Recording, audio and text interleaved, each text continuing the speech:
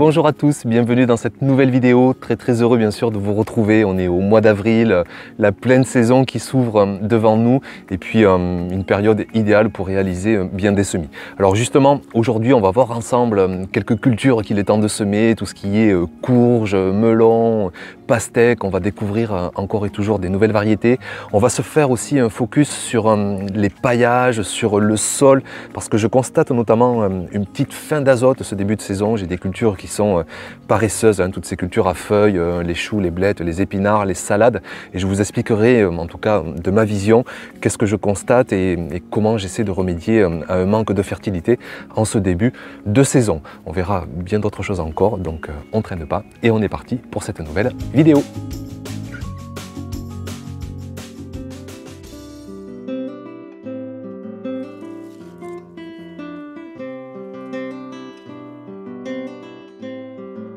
On est début avril et vraiment maintenant on est dans la période où on peut lancer tous les semis notamment des cultures estivales. Donc on va envoyer tout ce qui est melon, pastèque, courgettes, courges, concombres, maïs, tournesol. Je commence avec les melons et les pastèques, deux belles cultures que j'aime bien faire au potager. Il leur faut un peu de chaleur, c'est vrai, mais ça peut pousser un peu partout en France sitôt qu'elles sont exposées au plein soleil et on aura des belles récoltes à la fin de l'été. Alors je vais chercher à la fois des variétés assez classiques, productives, mais je vais aussi aller chercher des variétés originales, notamment le melon Kadjari. Alors ça ne me rajeunit pas parce que je l'avais fait il y a 3-4 ans. Et puis au niveau des pastèques, là aussi, on va aller chercher des variétés un petit peu excentriques qu'on n'a pas l'habitude de voir, notamment la pastèque premier rayon de lune. C'est tout mignon, c'est tout joli. Et effectivement, elle a une couleur un peu jaune doré qui nous fait donc penser à la couleur de la lune. Donc on sème ça aujourd'hui en godet individuel, du gros calibre, gros diamètre de godet, que les plants puissent bien se développer. 2 graines par godet, si jamais il n'y a pas une germination à 100%. S'il est de germe, je séparerai, je mettrai tout en godet individuel. Du terreau universel, comme chaque fois que j'ai affaire à des grosses graines, ça suffit. Et puis voilà, donc en avant pour ce semis de melon et de pastèque.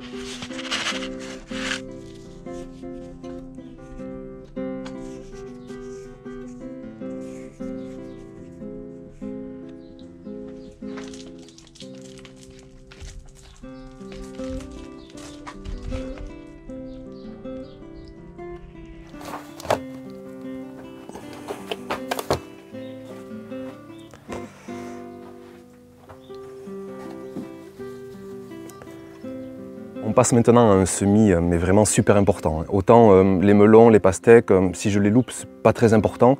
Mais alors le semis de courge, là c'est des dizaines, pour pas dire une centaine de kilos qui s'annoncent. Alors là, il va pas falloir se louper. Comme chaque saison, je me dirige sur des variétés plutôt de petit calibre, que ce soit les butternuts, les potimarrons. Je trouve que c'est vraiment super goûteux, c'est sucré, c'est fin, c'est facile à consommer aussi parce que quand on a des courges de 15-20 kilos, c'est jamais évident de tout consommer, de tout transformer, de tout cuisiner.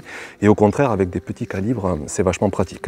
Donc on est reparti sur des butternuts, la courge vraiment, enfin en tout cas ma courge favorite parmi d'autres variétés. Le fameux potimarron curry, ça c'est un grand classique.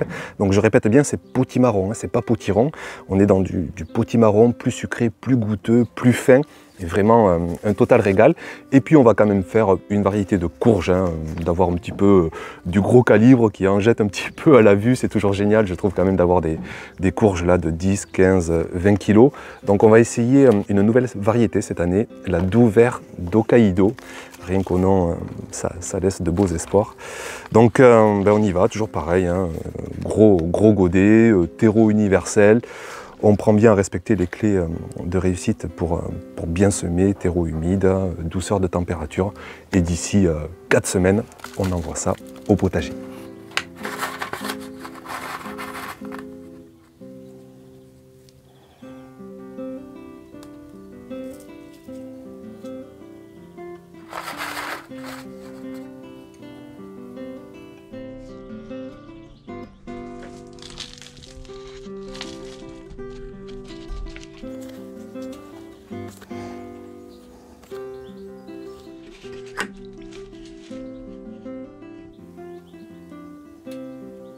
On passe à 2 autres semis que j'ai envie aussi de vous montrer. On commence par le maïs. Alors le maïs doux, hein, celui qui est pour la consommation du jardinier. Le maïs dur, lui c'est plus pour les poules, pour les animaux ou pour faire du pop-corn.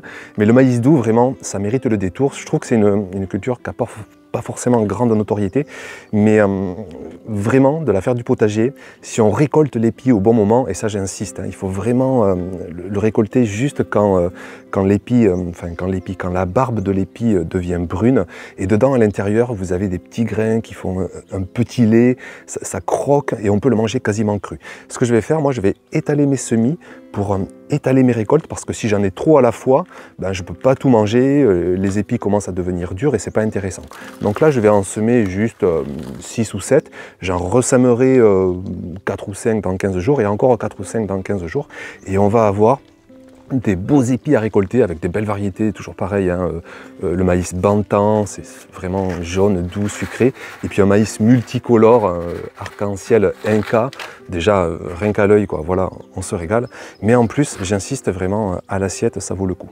Donc on y va, on sème juste quelques graines, et je vous répète, je ferai plusieurs itinéraires, je vais étaler les semis pour vraiment étaler les récoltes durant la deuxième partie de l'été et même en automne.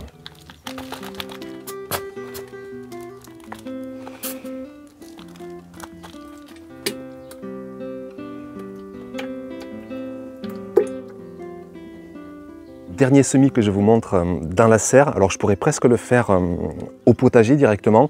Ce sont des haricots, mais des haricots particuliers. Ce sont des haricots mungo. Ils vont faire des cosses jusqu'à 50 cm. On va les écosser, on va plutôt en manger les grains. Alors soit on peut les manger crus en les faisant germer, soit on peut les manger cuits, hein, comme des haricots à écosser. Et là aussi, ça devrait être magnifique. Et je veux vraiment les réussir, donc je vais plutôt les semer en godet et puis aller les repiquer au potager pour éviter les limaces notamment, être sûr vraiment de réussir chaque graine. Et puis on va en mettre un plant tous les 15 cm. Et ça, j'irai les mettre au potager d'ici une vingtaine de jours quand le sol sera bien réchauffé. Tout ce qui est haricots, j'insiste, mais vraiment, c'est super important que le sol soit autour de 12, 15, voire 20 degrés idéalement. Donc ici dans le sud, on attend vers le 10-15 avril. Sinon, avant, il y a des risques que les graines pourrissent, il y a les limaces, c'est trop humide, c'est trop froid.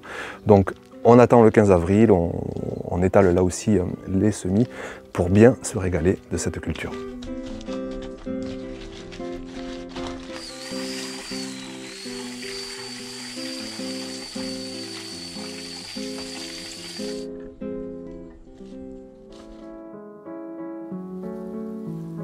Alors on est au printemps, le jardinier commence à être bien content, hein, avec les douceurs de température, encore une humidité qui est super intéressante, il fait pas trop chaud, pas trop sec, et la nature, elle aussi, elle est extrêmement heureuse, et elle nous le montre en poussant généreusement, et notamment tout ce qui est tonte de prairie, tonte de pelouse, vous tous qui avez des terrains un petit peu de nature autour du potager, on se retrouve vraiment avec beaucoup de ressources organiques.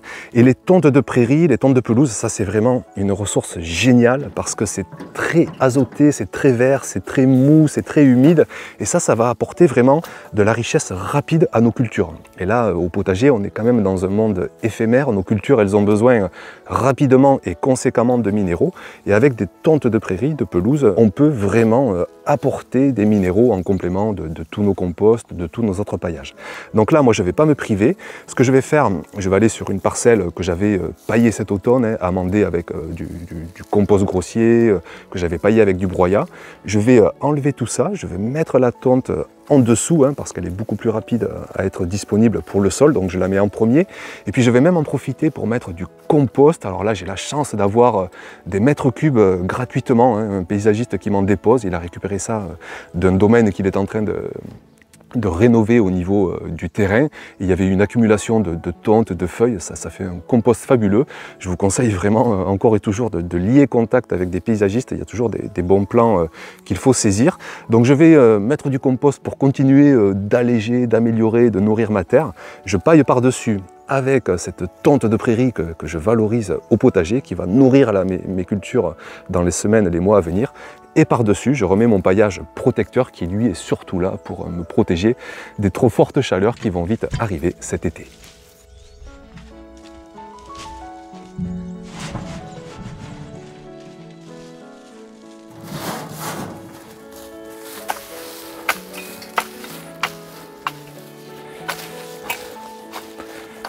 Je finis cette séquence juste en vous rappelant que, évidemment, on n'est pas obligé de faire tous ces apports de paillage, de compost. Moi, je le fais parce que ça correspond à un contexte, parce que j'ai des haies, parce que j'ai une prairie, que j'ai donc accès à de la ressource végétale, que j'ai vraiment envie de valoriser, de recycler sur place. Je ne conçois pas d'amener tout ça à la déchetterie. Vraiment, bien au contraire, je vais à la déchetterie parfois pour ramener de la matière à mon potager. Mais après, je conçois que vous avez tous des contextes différents. Vous êtes nombreux à juste avoir quelques carrés potagers et vous n'avez pas accès à de ressources végétales ou animales. Mais dans ces cas-là, il faut vraiment se dire qu'on a toujours une solution à la fois naturelle, à la fois organique, que ce soit des composts qu'on trouvera en jardinerie, que ce soit même des engrais organiques. Je le répète souvent, les engrais c'est très concentré, c'est des petits sacs, vous n'avez pas besoin de remorques, vous avez juste besoin d'un peu d'énergie pour soulever 2-3 kilos et vous mettez une poignée par mètre carré et c'est bon, vous avez de quoi nourrir vos cultures. Vous allez moins se créer de sol, mais c'est déjà quand même ultra positif de jardiner de façon biologique, organique, avec des engrais qui sont issus de matières premières naturelles et organiques. Donc vraiment, quel que soit votre contexte, entre les paillages, entre les composts, entre les engrais organiques, vous aurez toujours une solution naturelle pour nourrir sainement et de façon tout simplement biologique vos cultures et espérer récolter de beaux et bons légumes.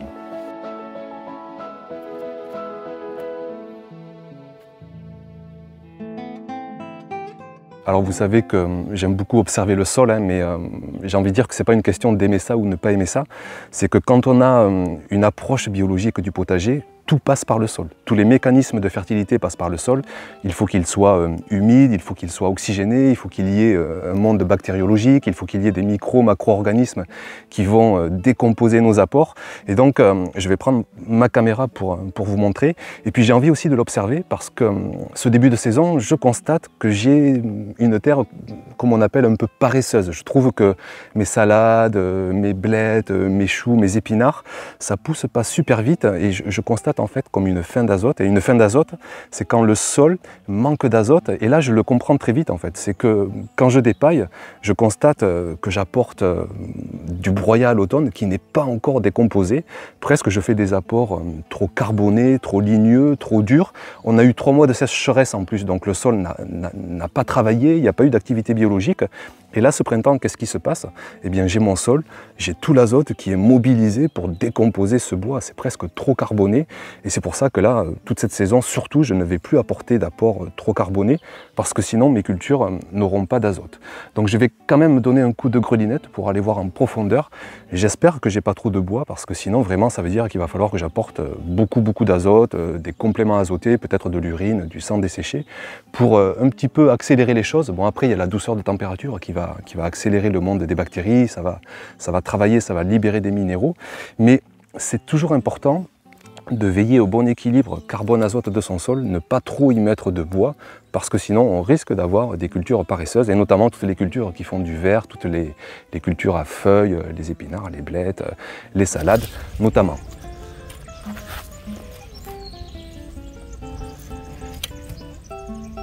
Première séquence en t-shirt de la saison, hein, c'est bon signe. Je ne sais pas quel temps vous aurez le jour de la météo, mais bon, sachez qu'ici, il y a une pointe là à 14-15 degrés. Je crois qu'ils annoncent même 20 dans quelques jours. Donc ça y est, on peut commencer à sortir les habits d'été. Ça aussi, c'est que du bonheur.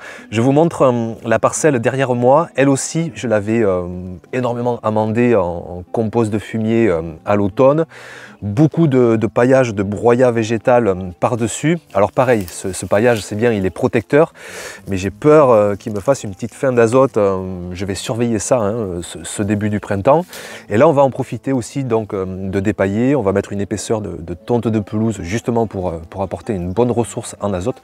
Et puis là aussi, on va aller jeter un petit coup d'œil au sol, voir si on apprend quelque chose. Je prends la grelinette, hein, je trouve que c'est un bon outil pour aller observer le sol. Alors déjà, bonne indication, c'est très meuble, mais c'est pas étonnant, hein. Il y a tellement de compost, de matière organique, inutile, je pense, de travailler son sol, même plusieurs mois après avoir fait les apports. Et on va aller voir dessous. Ouais, alors c'est bien, et à la fois, il faudra que je fasse attention, c'est qu'une nouvelle fois, je vois plein de bois, plein de cellulose, et ça peut générer un peu de fin d'azote, je vous en ai déjà parlé. Donc, superbe fertilité physique, hein, c'est meuble comme pas possible.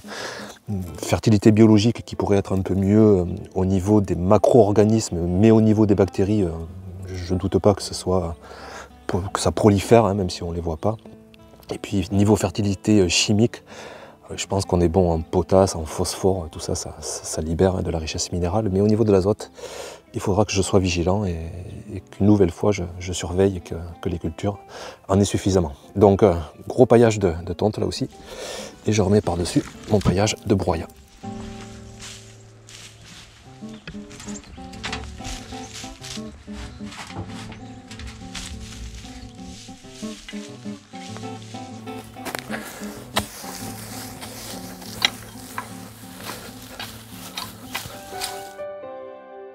Un petit point maintenant sur les boutures de patates douces. Donc je les avais mis dans l'eau il y a une bonne dizaine de jours et vous voyez que ça a fait des belles racines. Donc toujours ce principe de laisser deux yeux, hein. Un œil, alors les yeux c'est là où les petites tiges, les petites feuilles partent, hein. Donc je les avais coupées les feuilles et maintenant on voit bien des racines qui se sont bien développées. Donc je vais pouvoir les mettre dans des godets individuels. Et puis au niveau des yeux en aérien, on a les futures lianes qui commencent à partir. Donc je vais en prévoir, j'aimerais bien en mettre une bonne quinzaine dans mon potager, j'ai peur de manquer de place. Et sinon c'est pas grave, de toute façon je donnerai à des amis du village. Mais là aujourd'hui on va mettre ça dans des godets individuels et d'ici 3-4 semaines, hein, d'ici la mi-mai au plus tard, ils seront prêts et ça tombe bien parce qu'on sera en pleine saison pour planter nos patates douces en extérieur.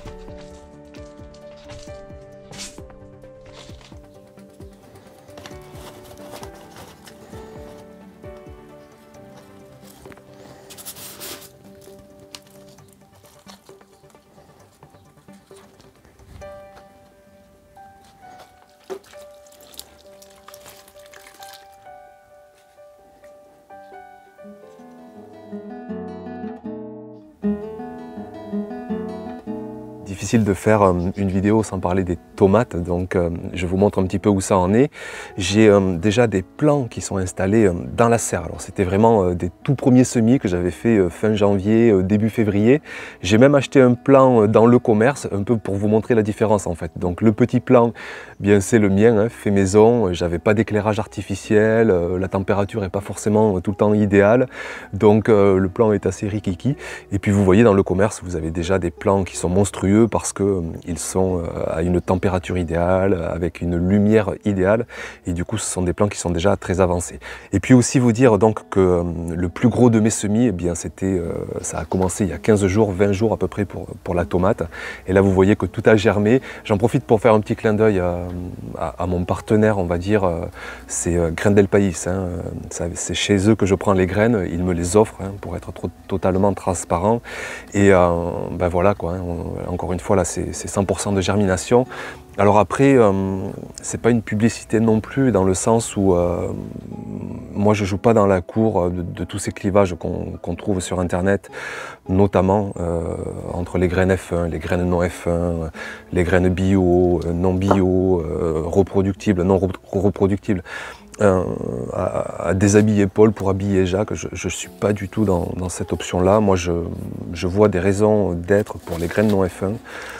Pour les graines F1, elles ont bien des raisons d'exister et je ne vais pas du tout les accuser pour défendre d'autres graines. Après, simplement, si j'utilise les graines de Graines del País, c'est parce que derrière, il y a des visages humains, que moi, ça me touche beaucoup.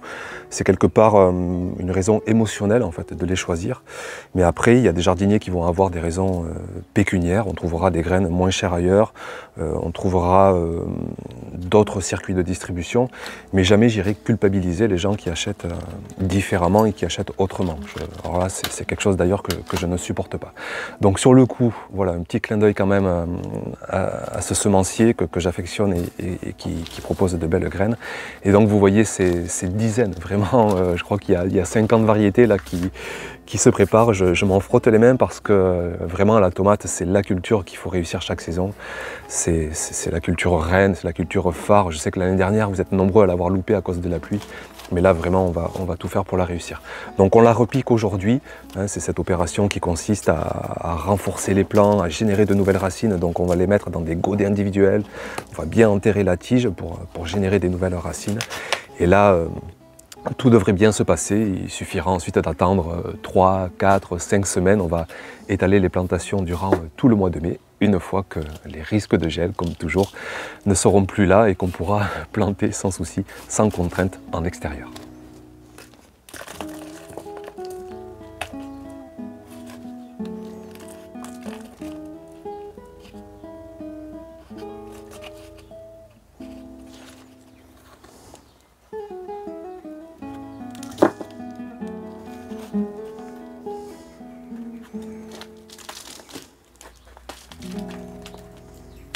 Voilà pour cette vidéo de début avril. On se retrouve rapidement pour continuer de suivre l'avancée de la saison. Faites attention, hein, toujours patience pour implanter les cultures d'été.